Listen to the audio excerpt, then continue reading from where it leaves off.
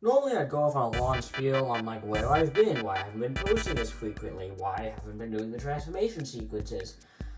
But here's my answer. I'm not gonna give you one. But nah, I'm not gonna give you anything about the state of the channel yet. But all I'm gonna say is I'm bringing back the transformation segments in the videos. I don't know why I've been skipping on those. Normally I would skip the transformations for long form videos with multiple figures, but I've just been not doing them for some reason. But first, we have to talk about Breakdown. Yeah, I know I've been reviewing each of the stunticons out of their release order, but it's just, I'm reviewing them in the order I got them.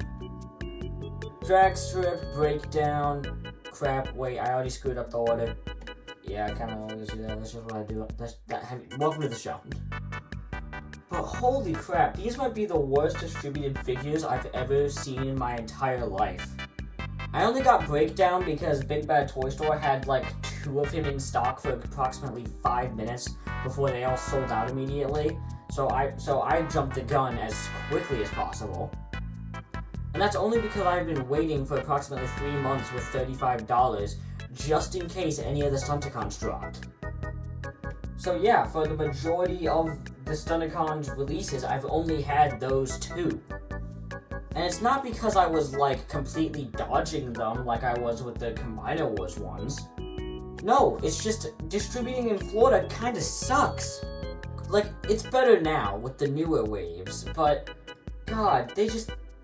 all of the stores in my area just don't give a crap. And my luck is just... it's probably a combination of my luck, too. But my luck has been really good for the past few days, so I don't know. Oh yeah, what was I talking about? Oh yeah, Breakdown. Okay, before the review starts, I just want to preface this. This has been custom painted. Not by me, it's just that's how it came when I bought it off eBay. Oh, and it's missing the spoiler, but I don't think anyone cares. If you're worried about... if you're gonna lose hairs over the fact that I'm missing an accessory, you've clearly never watched the show before. Now, the reason why I buckled and ended up getting the figure custom painted is because it was, after literal months of checking my eBay feed, finally a Breakdown popped up that wasn't over $45. It was for $19.99, free shipping, like 2 days delivery. I bought it as soon as I could. And yeah, it's not bad. Listen, I know this isn't an exact replica of the Lamborghini Countach, and I know the designers wanted to make it a Countach. It was just Hasbro's higher-ups being adamant that it was a retool of Wild Rider, and a very limited retool at that. Apparently, their budgeting ideas were so bad that they were hesitant about even changing the head and the torso. Now, there's no evidence of this. I tried going to Twitter and I couldn't find anything. But if you want a more in-depth thing about it, just watch Dr. Lockdown's video. I dropped his gun. So yeah, this car is kind of a mishmash of 2 different cars. You can literally draw a line on where the Countach stops and whatever Wild Rider's car is. Like the Countach stops here and Wild Rider's alt mode is this bit, the upper bit. So it's weird, but it's not bad. Like, it looks serviceable enough. It's better than whatever the hell Combiner Wars was doing. So anyway, yeah, the figure. The red hexagon up here is done really nicely, and the Decepticon symbol is painted on very clean, very nice. The white paint and white plastic blend well. The white paint and the white plastic blend together really nicely. And the blue stripe is done very nice and very clean. And I know the silver accents weren't on the original car, but they look nice. And I know people are gonna be mad because I'm reviewing a custom painted figure, but listen, there's only so long some man can take before... Listen, I know people are gonna be mad that I'm reviewing a custom painted figure, but one man can only wait so long before he buckles. Listen, I know people are going to be mad that I'm reviewing a custom painted figure, but one man can only bear a cross for so long before he buckles. God, it's going to be a long month. God, it's going to be a long month. Anyway, it rolls extremely nicely. The wheels aren't pinned, but it still rolls incredibly well. But because of how the transformation is, it does have to peg in like that, which can be a bit ugly. But you can always paint it, I guess. Also, we're back to clear plastic windows, which was absent on Dead End, which I don't know how I feel about it. Because it looks nice, it's fine, but oh, it's gonna be a problem in robot mode, isn't it? Speaking of, oh yeah, did I forget to mention that you can store the gun underneath the car because I'm stupid?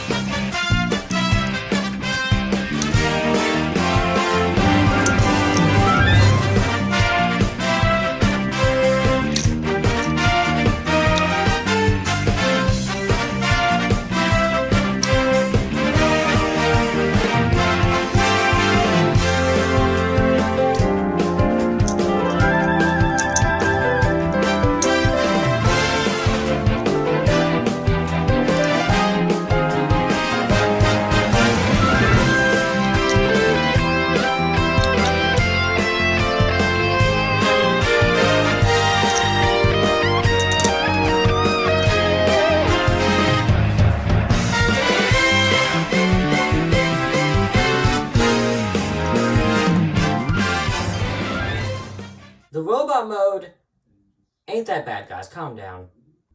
Listen, I understand that in the times that we are in right now, this is below average. But take your mindset out of the amazing stuff we get now and bring it back to early Siege Prime Wars, around that era. If this figure came out during the Prime Wars, this would have been considered one of the best figures to come out ever. But this isn't the Prime Wars. We're in Legacy and the new engineering style, and because of how average this figure is, it makes it not average. Listen, the Transformers figures as of late have been absolutely amazing. Just hit after hit. There's been very little misses. How's it going, Shrapnel? But because everything has been so amazing, just an average figure looks all the worse for it.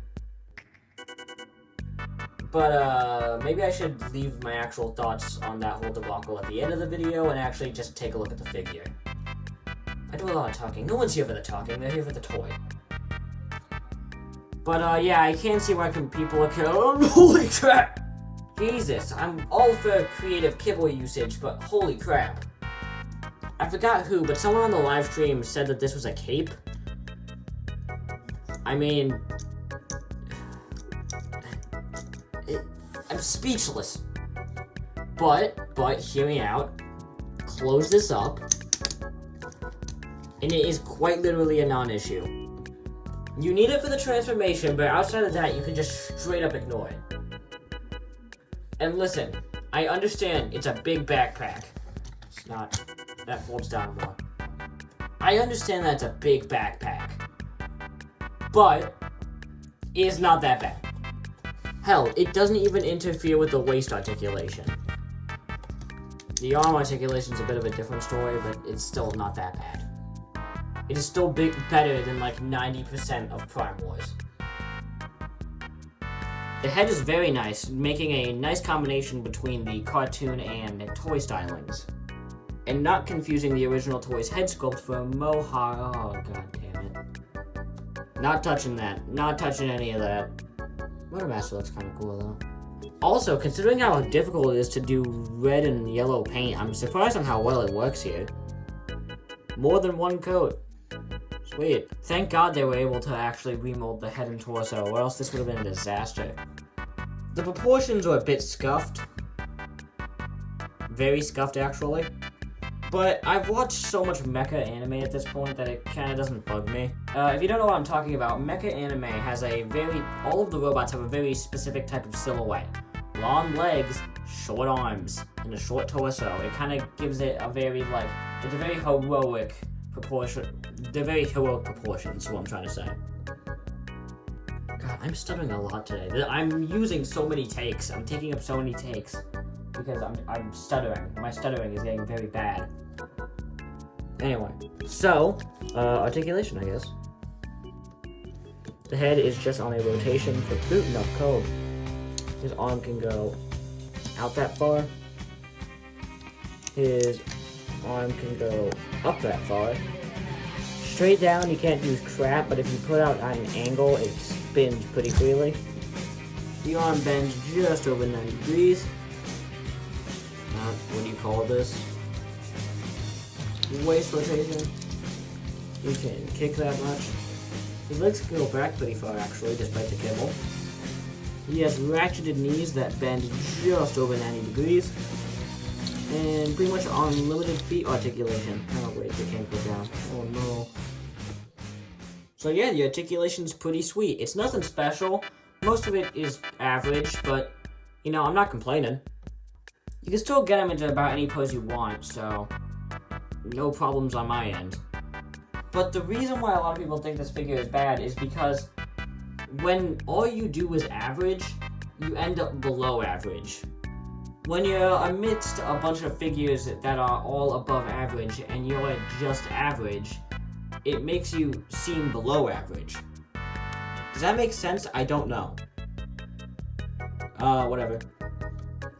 I do see why some people think that the arms are a little plain, being a lot less painted than breakdowns. But it's not that bad. Hell, if you want, you can paint it yourself like the guy who owned this previously did. And, yeah. So yeah, final thoughts on the subject? Ain't bad. No blast effect, boy, what the hell? My final thoughts on the subject are, the figure isn't bad. It's just, we've been getting absolutely amazing figures so many times in the past few years.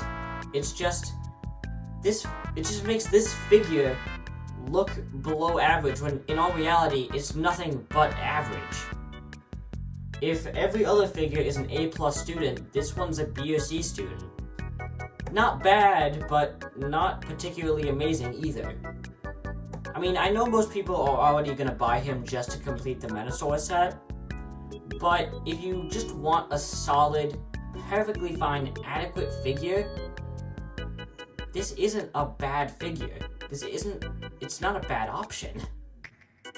It is a perfectly serviceable, perfectly fine figure that served on what it wanted to do. Except for being a Countach. It failed at being a Countach. So yeah, I totally recommend this figure. It's not bad and it's not fantastic. It's just perfectly fine. He's the perfect guy to just have in the background as a generic bot. So yeah, those are my final thoughts. This has been the Wheeljack review of Breakdown, and yes, you probably also forgot that that's what the series is called. And this is me saying, okay, bye.